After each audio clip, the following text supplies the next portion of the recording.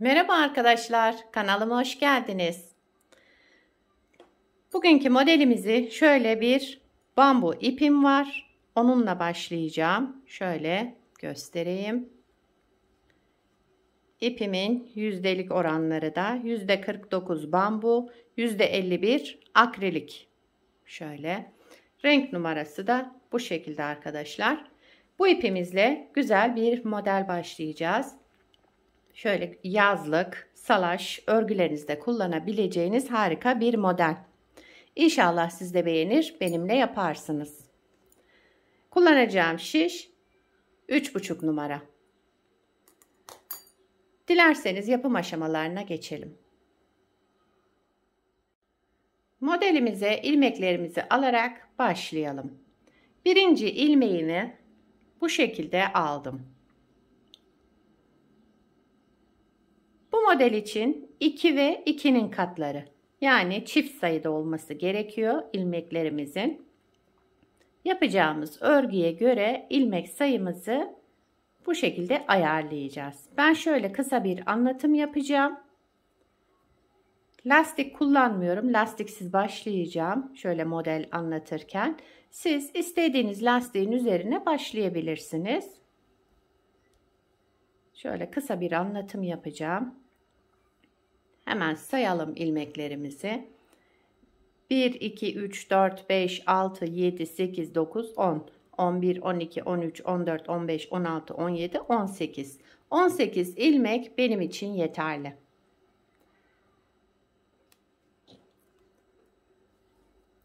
...18 ilmekle modelimizi kurmaya başlayalım.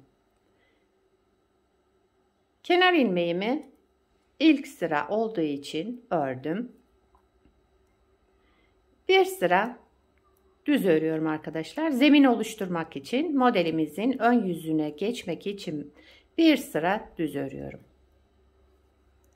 Lastik kullanmayacağım için bu şekilde bir sıra zemin hazırlıyorum.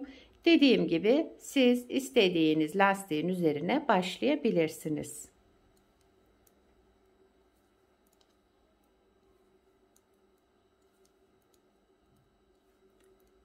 Kenar ilmeğimi de ördüm. Şimdi modelimizin birinci sıra ön yüzündeyiz. Kenar ilmeğimi örmeden aldım. Birinci sıra ön yüzünde bütün ilmeklerimizi düz olarak örüyoruz.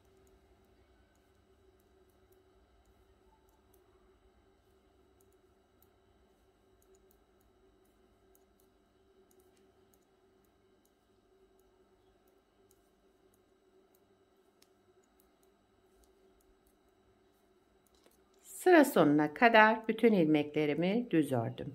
Birinci sıra ön yüzündeyiz.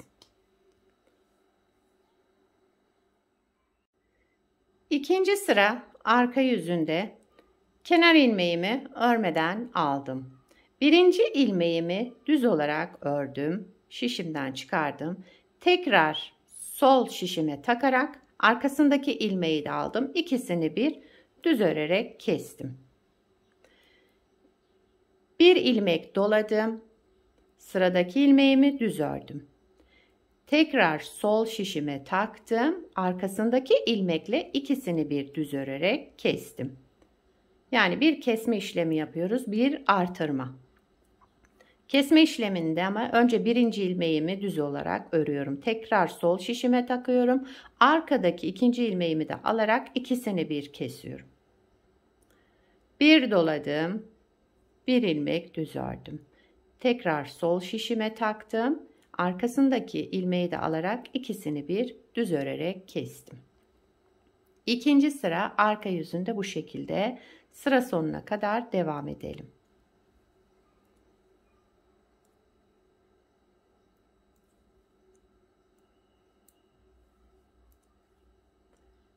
Bir doladım. Bir ilmek düz ördüm. Tekrar sol şişime taktım. Arkasındaki ilmeği de alarak ikisini bir düz ördüm. Son 2 ilmeğim kaldı. Onu da aynı şekilde yapıyorum. Bir doladım. Bir ilmek düz ördüm. Ördüğüm ilmeği tekrar sol şişime taktım ve arkasındaki ilmeği de alarak ikisini bir düz örerek kestim. Sıra başında dolama yapmamıştım. Direkt kesme işlemiyle başlamıştım. Sıra sonunda bir kez doluyorum. Daha sonra kenar ilmeğimi örüyorum. Buna dikkat edelim arkadaşlar. Kesme işlemiyle başladıysam dolama işlemiyle bitireceğiz. Üçüncü sıra ön yüzündeyiz modelin. Kenar ilmeğimi örmeden aldım. Üçüncü sıra ön yüzündeyiz. Bütün ilmeklerimi düz olarak öreceğim ama 2 kez doluyorum. Şu şekilde 2 kez dolayarak düz ördüm. 2 kez dolayarak düz ördüm. 2 kez doladım, düz ördüm. İsterseniz şu şekilde de yapabilirsiniz. 2 kez örerek ilmeğinizi şöyle 2 kez de örebilirsiniz düz olarak. İsterseniz bir kez örüp şöyle 2 kez dolayarak da yapabilirsiniz. Hangisi sizin elinize kolay geliyorsa o şekilde yapabilirsiniz.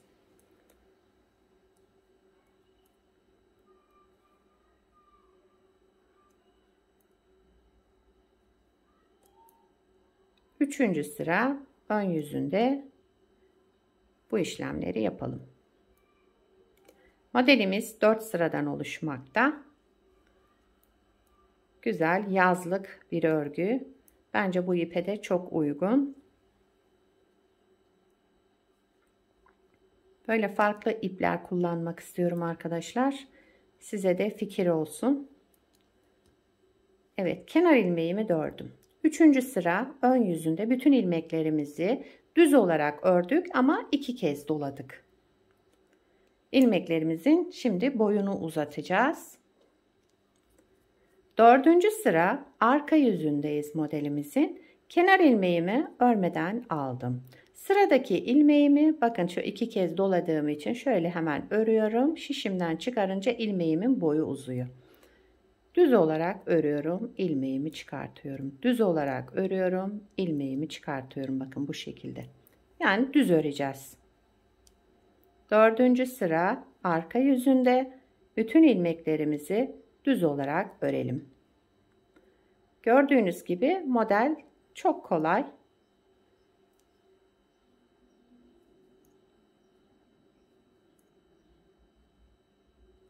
Şöyle düz ördüm, ilmeğimi çıkardım.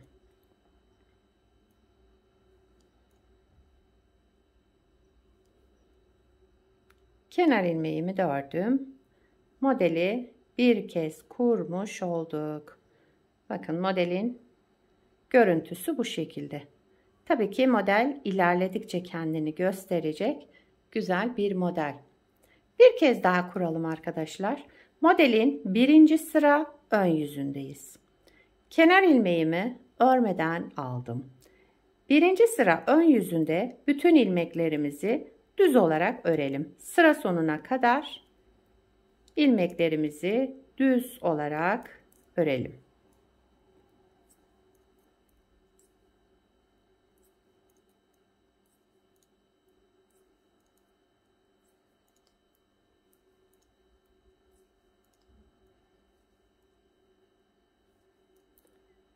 Kenar ilmeğimi de ördüm.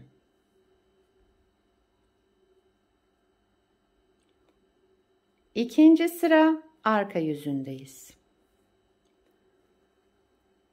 Kenar ilmeğimi örmeden aldım. Sıradaki ilmeğimi düz olarak örüyorum. Bakın bir kez ördüm. Birinci ilmeğimi düz ördüm. Tekrar sol şişime taktım. Arkadaki ilmeğimi de ikisini bir alarak düz ördüm. Daha sonra bir kez artırma işlemi yaptım. İpimi doladım.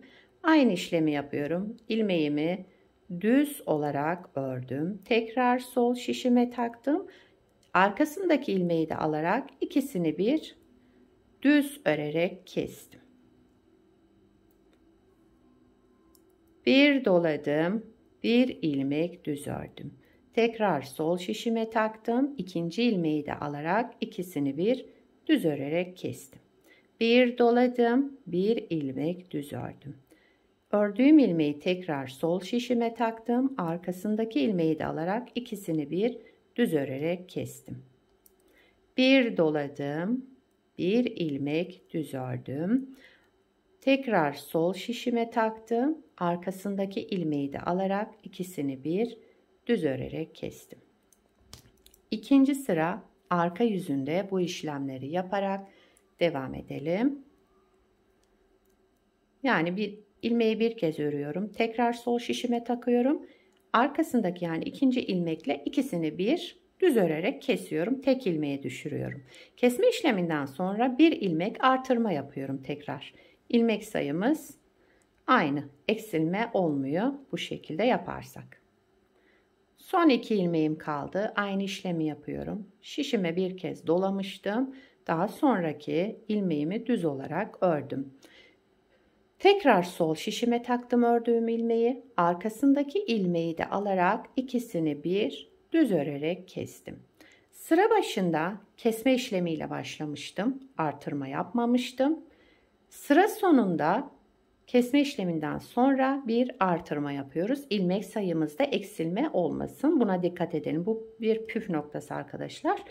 Bu tür modellerde. Yani sıra başında artırma yapmadıysak sıra sonunda yapıyoruz.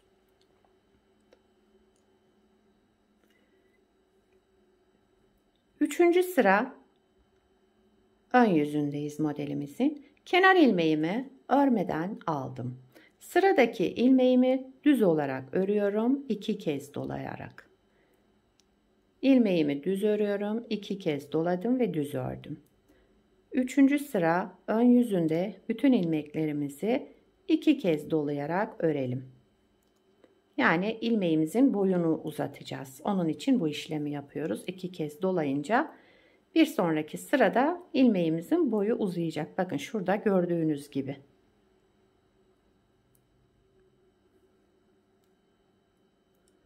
İki kez doladım, düz olarak ördüm. 2 kez doladım, düz olarak ördüm. Sıra sonuna kadar bu işlemleri yapalım.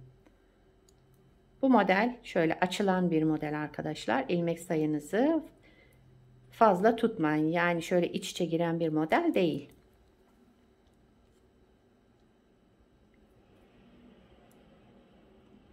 İki kez doladım, düz olarak ördüm. 2 kez doladım, düz olarak ördüm. Bütün ilmeklerimi bu şekilde örüyorum. Üçüncü sıra ön yüzündeyiz.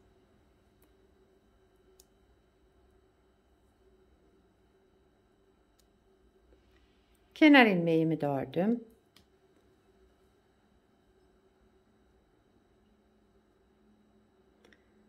Dördüncü sıra arka yüzündeyiz modelin. Kenar ilmeğimi örmeden aldım. Bakın ilmeklerimin boyunu uzatmak için düz örüyorum. Çıkartıyorum şişimden. Düz ördüm. İlmeğimi bıraktım sol şişimden. Yani ilmeklerimizi düz öreceğiz. Dördüncü sıra arka yüzünde. Bütün ilmeklerimizi düz örerek devam edelim. İlmeklerimizin boyuna bakın şu şekilde şöyle uzayacak.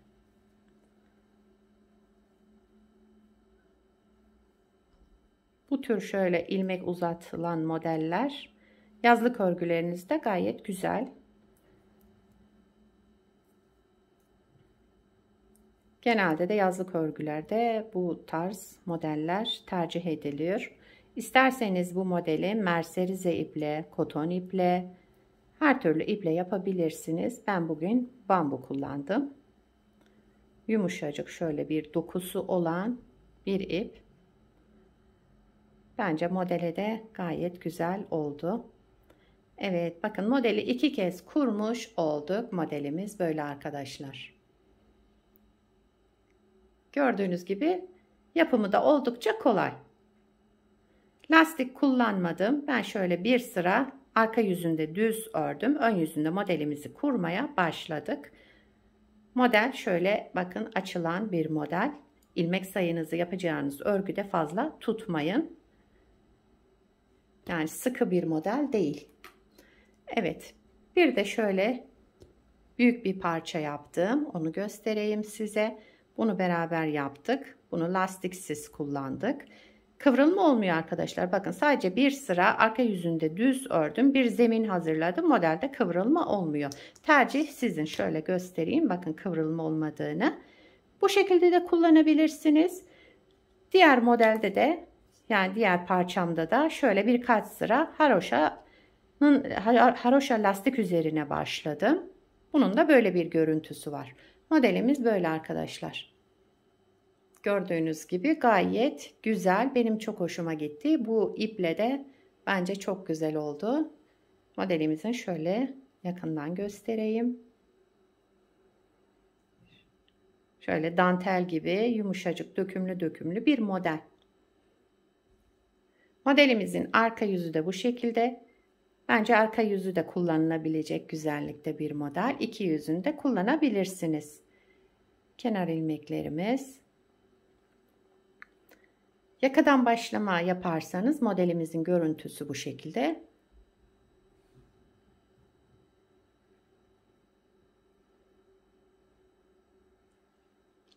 Evet. Şöyle arkadaşlar şöyle göstereyim. Model dökümlü, zarif, şöyle dantel gibi duran bir model. İnşallah siz de beğenir, benimle yaparsınız. Bu modeli siz nelerde kullanacaksınız, hangi ipler kullanırsınız, onları da yorumlarda belirtirseniz bana ve izleyen diğer arkadaşlara da fikirler olur. Beni buraya kadar izlediyseniz bir beğeni yapmayı, yorum yapmayı, beni desteklemeyi unutmayın arkadaşlar. Şöyle ipimi de göstereyim. Evet. Yapacak olanlara kolay gelsin. Bir sonraki videoda görüşmek üzere. Hoşça kalın.